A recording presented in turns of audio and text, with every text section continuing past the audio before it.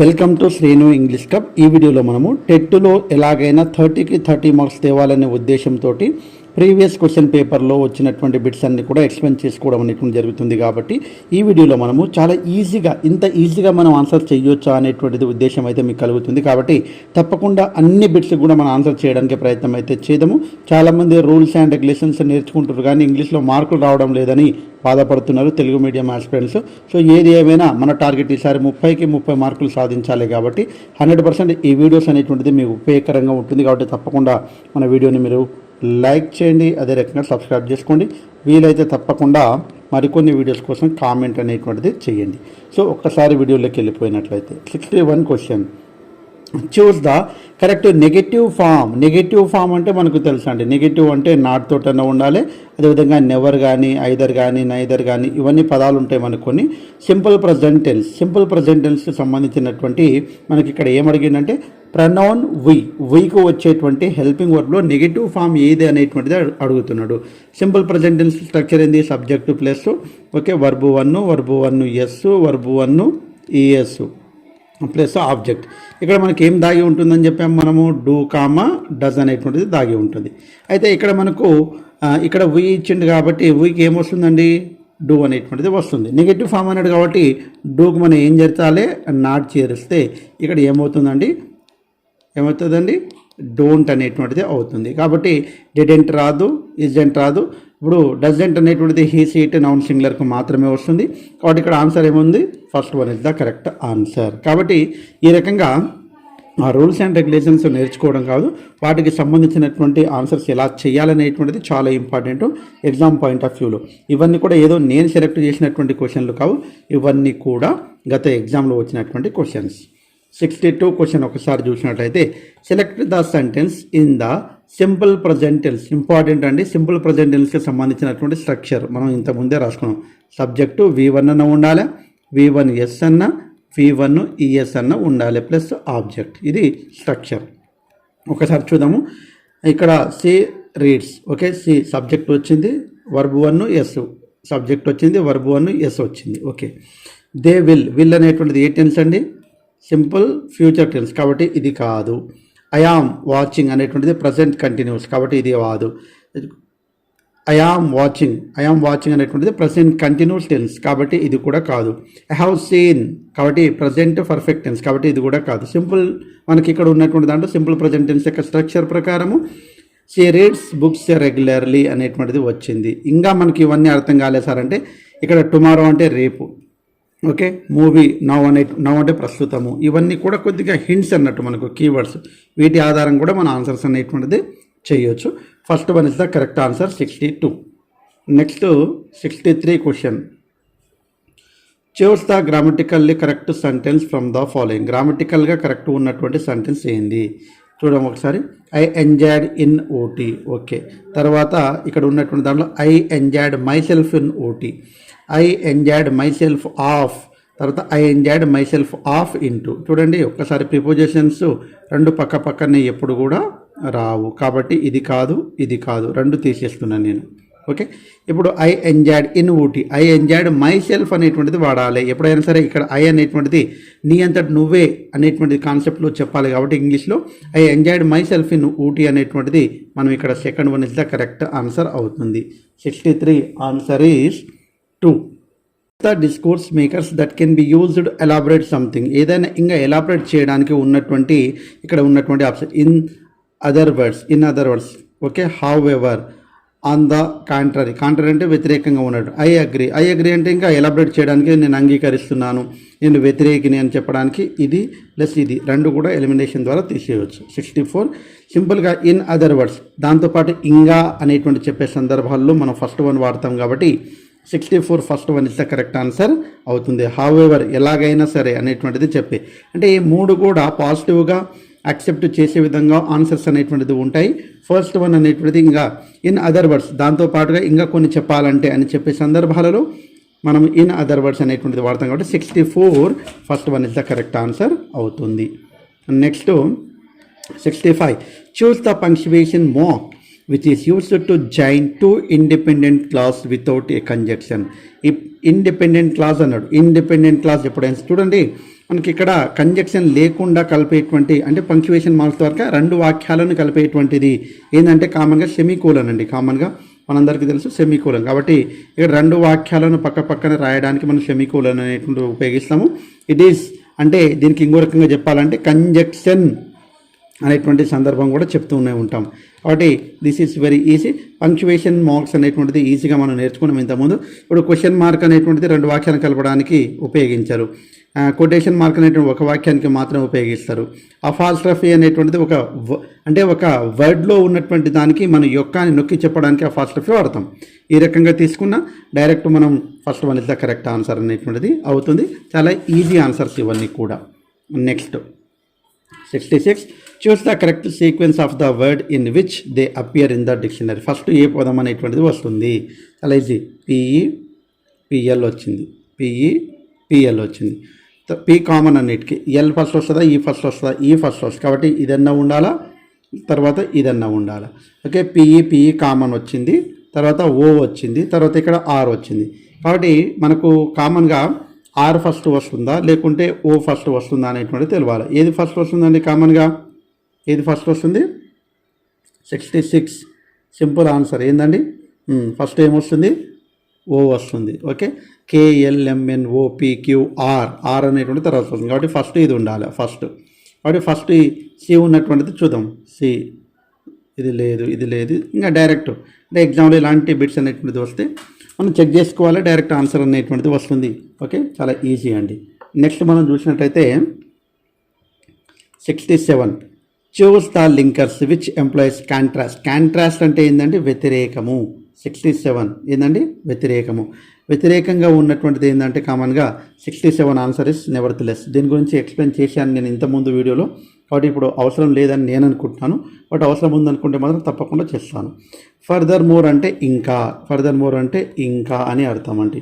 More ever అంటే పైగా, నెవర్త్లెస్ అంటే అయినప్పటికీ, ఓకే, అయినప్పటికీ, అయినా సరే అనే అర్థం అండి.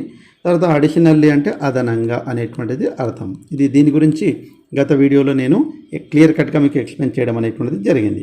నెక్స్ట్ 68 వెరీ వెరీ ఈజీ అండి. 68 identify the compound sentence. Compound చూడండి, కాంప్లెక్స్ సెంటెన్సెస్ అదేవిధంగా కాంపౌండ్ సెంటెన్సెస్. ఈ రెండు గుర్తుపట్టాలంటే మీకు నేను ఒక టేబుల్ అనేటువంటిది చెప్పాను థియరీ క్లాస్లో.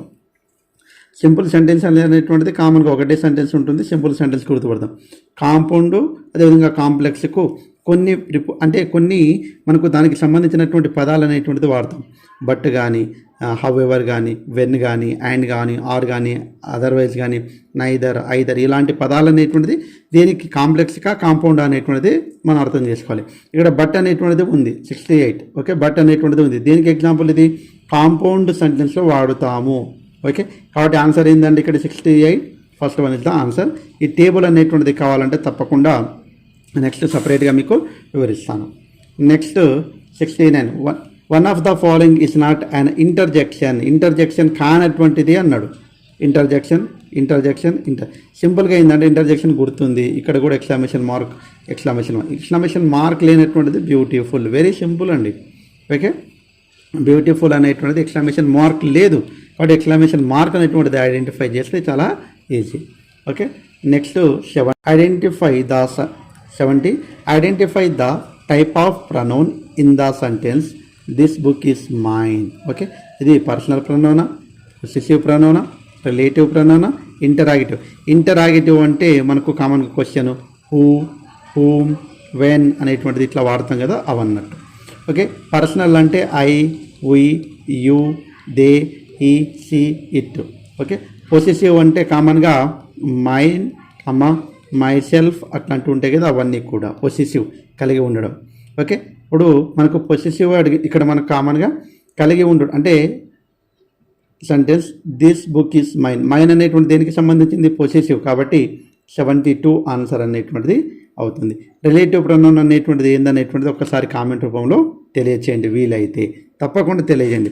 ఎందుకంటే తర్వాత 8 టైప్ ఆఫ్ ద ప్రొనౌన్స్ మనం చెప్పుకున్నాము గతంలో. ఆ క్లాస్ మీకు కావాలంటే మన థియరీ క్లాస్ అనేటువంటిది వినండి. అవి చూసిన తర్వాత అవి చేస్తే చాలా ఈజీ ఉంటుంది మీకు. Next 71 choose the meaning of the phrasal verb take after, very very important. Take after అనేటువంటిది ఏంది? టేక్ ఆఫ్టర్ అంటే సిమిలర్లీ అనే అర్థం అండి. టు డిస్లైక్ సమ్వన్ కాదండి, అవాయిడ్ సమ్వన్ కాదండి, రిజెంబుల్ అంటే పోలి ఉండడం, ఇన్హెరెంట్ అంటే మీ నాన్నను పోలి ఉండడము, టెడ్ from the family, okay, to argue with someone. కాబట్టి ఈ మూడు కావు. Reasonable answer is the third one. 71 third one is the correct answer అవుతుంది. Next 72, choose the type of sentence that express strong emotion. Strong ఎమోషన్కి సంబంధించింది. Emotion declarative sentence అంటే complete meaning వస్తుంది. Exclamatory sentence అంటే ఏదైనా మన స్ట్రాంగ్ ఫీలింగ్ కానీ strong feeling or emotions అనేటువంటిది మనము దీంట్లో వాడుతాము. Wow what a beautiful rose, మన ఫీలింగ్, మనం అయ్యో హొర్రే అనేటువంటిది ఎమోషన్స్. అయ్యో ఇప్పుడే చనిపోయిందా, hooray he passed away just now, wow అనేటువంటిది ఇట్లా మాట్లాడేటప్పుడు ఎమోషన్స్ అనేటువంటిది వాడతాం. కాబట్టి 72 ఎక్స్క్లమేటరీ సెంటెన్స్. ఇంపరేటివ్ మీన్స్ మనకు చెప్పాము గతంలో, కమాండ్ ఇవ్వడం కానీ, అదేవిధంగా ఆర్డర్ ఇవ్వడం కానీ, రిక్వెస్ట్ చేయడం కానీ, బ్లెస్సింగ్స్ ఇవ్వడం కానీ, ఇవన్నీ కూడా దీంట్లో. ఓకే, ఇప్పుడు మనకు డిక్లరేటివ్ కంప్లీట్ మీనింగ్ ఇవ్వడానికి, ఇంపరేటివ్ అనేటువంటిది కమాండ్ ఇవ్వడానికి, ఆర్డర్, రిక్వెస్ట్, ఇంటరాగేటివ్ అంటే క్వశ్చన్స్ చేయడానికి, why, when, where, WH questions అన్నీ కూడా. ఓకే, ఒక క్వశ్చన్ ఈ రకంగా తెలుసుకుంటే మరొకసారి దానికి అటు ఇటు చేసి అడుగుతాడు కాబట్టి ఈజీగా ఆన్సర్స్ అయితే చేయొచ్చండి. నెక్స్ట్ 72 అయిపోయింది. 73, I will have a cup of tea my father said. చూడండి, మై ఫాదర్ షెడ్ దట్, ఇది డైరెక్ట్ స్పీచ్, ఇండైరెక్ట్ స్పీచ్గా మారాలి. My father said that, my father said that, my father said that, my father said that, simple అండి. Okay, ఇక్కడ మనకు can ఏ రకంగా మారుతుంది, ఇక్కడ విల్లుంది, కెన్ను కుడ్డుగా మారుతుంది, షెల్లు షుడ్డుగా మారుతుంది, అదేవిధంగా ఇక్కడ విల్ అనేటువంటిది ఏ రకంగా మారుతుంది, ఉడ్డుగా మారుతుంది. ఓకే, డైరెక్ట్ ఇండైరెక్ట్ స్పీచ్లో rules and regulations. He common. ఇక్కడ హ్యాడ్ అన్నాడు కాబట్టి ఇది కాదు, విల్ అన్నాడు కాబట్టి ఇది కాదు, వుడ్ అన్నాడు కావచ్చు, విల్ అన్నాడు కావచ్చు. కాబట్టి ఇక్కడ విల్లు వుడ్డుగా మారాలి. కాబట్టి మనకు 73 ఆన్సర్ ఏమవుతుందంటే 3 అనేటువంటిది ఆన్సర్ అవుతుంది. డైరెక్ట్ ఇండైరెక్ట్ స్పీచ్లో చాలా సింపుల్ ఏంటంటే టెన్సెస్ రూల్స్ అండ్ రెగ్యులేషన్స్ నేర్చుకుంటే చాలా సింపుల్ అండి. అవన్నీ కూడా వీడియోస్ ఉన్నాయి, వీలైతే మన థియరీ క్లాస్ వినడానికి ప్రయత్నం చేస్తే ఈజీగా ఆన్సర్స్ అయితే చేయవచ్చు. 74, every one dash finished reading ఏ ఫెయిరీ. ఫినిష్డ్ V2 వచ్చింది. ఓకే, V2 కావచ్చు లేకుంటే V3 కావచ్చు. ఓకే, కాబట్టి ఇక్కడ మనకు తెలిసి వాజ్ అనేటువంటిది ఉండదు, అది కామన్గా తెలుసు. హ్యావ్ బీన్ అనేటువంటిది ఉండదు, ఎందుకంటే వీటి తర్వాత వర్బన్ ప్లస్ ఐఎన్జీ ఫామ్ ఉండాలి. కాబట్టి మనకు ఉన్నటువంటి దాంట్లో ఇప్పుడు హ్యాస్ అన్న ఉండాలి, హ్యావ్ అన్న ఉండాలి. ఎవ్రీ వన్ అనేటువంటిది మనం దేనిలా కన్సిడర్ చేస్తాం, సింగులర్గా. కాబట్టి ఎవ్రీ వన్ హ్యాస్ అనేటువంటిది కరెక్ట్ ఆన్సర్ ఇది 74:1. ఓకే, చాలా ఈజీ. ఇలాంటి బిట్స్ కోసం, మరికొన్ని బిట్స్ కోసం మన వీడియోను ఫాలో కండి. Art of writing for newspaper మరి మ్యాగజైన్స్ రాస్తే వాళ్ళని ఏమంటాం? లిటరేచర్ సాహిత్యం రాసిన వాళ్ళ కాదు, జర్నలిజం. ఎస్, మన న్యూస్ పేపర్ ఇట్లా న్యూస్ రాసే వాళ్ళకి ఏమంటామండి? జర్నలిజం అనేటువంటిది అంటాము. బయోగ్రఫీ అంటే a life history written by somebody else, it is called biography. ఒకరి జీవిత చరిత్రను మరొకరు రాస్తే బయోగ్రఫీ అంటాం, ఆర్ట్ హిస్టరీ కాదండి. కాబట్టి ఇక్కడ answer is second one. 75:2 is the correct answer అవుతుంది. 76, చూస్ ద కరెక్ట్ స్పెల్డ్ వర్డ్. 76 చాలా మ్యాగ్నిఫిసెంట్. చూడండి, మ్యాగ్నిఫిసెంట్ ఇక్కడ చూడండి, మ్యాగ్నిఫిసెంట్. సెంట్ అనేటువంటి దాంట్లో SCENT ఉండాలి. ఇక్కడ ఉంది, ఓకే, ఇక్కడ ఉంది, ఓకే, ఇక్కడ లేదు కాబట్టి తీసేస్తాను. మ్యాగ్నిఫీ ఇక్కడ F తర్వాత I ఉండాలండి. ఓకే, కాబట్టి ఇది లేదు, FI ఉంది. తర్వాత నీ అంటే NI ఉండాలి, ఇక్కడ లేదు, ఇక్కడ ఉంది. కాబట్టి 4th one is the correct answer. 76 answer is 4, very very important. Okay, next 77, on the Monday following mama's birthday 7 went alone with her to the clinic. Alone అనేటువంటి దానికి సినానిమ్ అంటే ఏంది? Same meaning. అలోన్ అనేటువంటి దానికి ఆమె ఒక్కతే వెళ్ళింది అంటే ఇక్కడ independently, very very important. Together కలిసి వెళ్ళిందా, ఐసోలేటెడ్ కాదు, లోన్లీ ఒంటరిగా కాదు, ఇండిపెండెంట్లీ ఎవరు లేకుండా. ఇప్పుడు ఒక్కరే ఉండి ఎక్కడ పోకుండా ఉంటే ఒంటరి, అప్పుడు లోన్లీ. ఇండిపెండెంట్లీ అంటే ఎవరిపైన ఆధారపడకుండా వెళ్ళడం, కాబట్టి ఇండిపెండెంట్లీ. కాబట్టి లాజిక్ ఆలోచిస్తేనే ఇట్లాంటి ఆన్సర్స్ వస్తాయి. 77:2 ఇస్ ద కరెక్ట్ ఆన్సర్ అవుతుంది. నెక్స్ట్ క్వశ్చన్ చూసినట్టయితే 78, can't you recall anything. Recall అనేటువంటి దానికి యాంటోనిమ్ ఆపోజిట్ వర్డ్ అండి. Opposite word. రీకాల్ అంటే జ్ఞాపకం తెచ్చుకోవడం, జ్ఞాపకం తెచ్చుకోవడం. ఓకే, దానికి ఆపోజిట్ జ్ఞాపకం తెచ్చుకోవడానికి మర్చిపోవడం. మర్చిపోవడానికి ఏమంటామండి? ఫర్గెట్. ఉందా? Yes, first one is the correct answer. Remember అంటే జ్ఞాపకం తెచ్చుకోవడం, రిమినెన్స్ అంటే జ్ఞాపకం తెచ్చుకోవడం, రికలెక్ట్ అంటే కూడా జ్ఞాపకం తెచ్చుకోవడం. ఓకే, ఆపోజిట్ అన్నాడు కాబట్టి forget is the 71. First one is the correct answer అవుతుంది. 79. English is described as the language of. Very very important అండి. ఏ రకంగా మనము సోషలైజేషన్స్, ఓకే కరెక్టే. Local schools of all states in India కాదండి. Okay, specialisation, civilisation and modernisation. కాబట్టి third one is the answer. సింపుల్గా ఎలాంటి బిట్స్ అనేటువంటి ఏది పెద్దగా ఉంటుంది ఆన్సర్ అవుతుందని కొద్దిగా టెక్నిక్ ఆధారంగా ఏం తెలియనప్పుడు మాత్రమే చేయాలి. But here socialisation, civilisation and modernisation అనేటువంటిది చాలా important. Next 81. The following are consider as structural words. Structural words ఏమిటి? Noun, verb, adjective, articles. ఏంది సార్ స్ట్రక్చరల్ వర్డ్ అంటే? నౌన్స్, వర్బ్స్, తర్వాత అడ్జెక్టివ్, ఇవన్నీ కూడా పార్ట్స్ ఆఫ్ స్పీచ్ అండి. ఏందండి? Parts of speeches, parts of speech. Okay, కానీ ఇక్కడ ఒకటి వెరైటీ ఏంటంటే ఆర్టికల్స్. కాబట్టి ఆన్సర్ ఏమవుతుంది? ఆర్టికల్స్. చాలా సింపుల్. తెలిసింది ఏదో గుర్తుపడితే తెలియంది ఆన్సర్ అవుతుంది. కాబట్టి ఇక్కడ ఆర్టికల్స్ అనేటువంటిది స్ట్రక్చరల్ వర్డ్స్, అంటే వాటికి స్ట్రక్చర్ ఉంటుంది కాబట్టి స్ట్రక్చరల్ వర్డ్స్ అనేటువంటిది అంటాం. స్ట్రక్చర్ తయారు చేయడానికి ఉపయోగపడే కాంపోనెంట్స్ ఏంటంటే పార్ట్స్ ఆఫ్ స్పీచ్ అండి మనకు. కాబట్టి 81 ఆన్సర్ ఈస్ 4. 82 ఒక్కసారి మనం చూసినట్టయితే ఇక్కడ the following is not a sub skill of micro teaching. Micro టీచింగ్లో సబ్ స్కిల్ కానటువంటిది. రియాన్ఫోర్స్మెంట్ ఉంటుంది, డిస్క్రైబింగ్ వర్ణించడం ఉంటుంది, స్టిమ్యులస్ వేరియేషన్ వాళ్ళకు అంటే టీచింగ్ ఎయిడ్ లాగా వేరియేషన్స్ అనేటువంటిది ఇస్తాము. హోంవర్క్ అనేటువంటిది మైక్రో టీచింగే మనము అంటే క్లాస్ రూమ్లో మనం అబ్జర్వేషన్లో చేస్తామండి. మైక్రో టీచింగ్, మ్యాక్రో టీచింగ్ కామన్గా ఇది హోంవర్క్ ఇస్తామా? ఇయ్యం. So here answer is 4th one is the correct answer అవుతుంది. సో ఇవి మనము ఈరోజు డిస్కస్ చేసినటువంటి పేపర్. ఇందులో చాలా ఈజీగా ఉన్నాయి. ఇలాంటి బిట్స్ మరికొన్ని కావాలంటే మీ నుంచి నేను ఆశించేది ఒక లైక్. అదే రకంగా మీ కామెంట్ను బట్టి మరికొన్ని వీడియోస్ చేస్తాను. చాలా తక్కువ టైం ఉంది. ఓకే, టెట్ ఎగ్జామ్లో 30/30 అనేటువంటిది మన టార్గెట్ అనుకున్నాం. కాబట్టి వీలైతే ఈ యాప్లో డౌన్లోడ్ చేసుకోండి మన ప్లే స్టోర్ నుంచి. శ్రేణు ఇంగ్లీష్ క్లబ్ ఇక్కడ కనిపిస్తుంది కదా, శ్రేణు SRENU కొట్టండి. శ్రేణు ఇంగ్లీష్ క్లబ్ అనేటువంటిది కొడితే మన లోగో కనిపిస్తుంది. ఆ లోగోని బట్టి మీరు డౌన్లోడ్ చేసుకుంటే ఈజీగా యూస్ఫుల్గా ఉంటుంది. సో ఎనీహౌ మిత్రులారా, కామెంట్ మాత్రం మర్చిపోకండి. మరికొన్ని వీడియోస్ కోసం తప్పకుండా లైక్ చేయండి, అదేవిధంగా సబ్స్క్రైబ్ చేసుకోండి. ప్రతిరోజు కూడా లైవ్ క్లాస్ అనేటువంటిది 7 o'clock అనేటువంటిది ఉంటుంది. అది చూడడానికి ప్రయత్నం అయితే చేయండి. Thanks for watching. All the best. Bye. See you.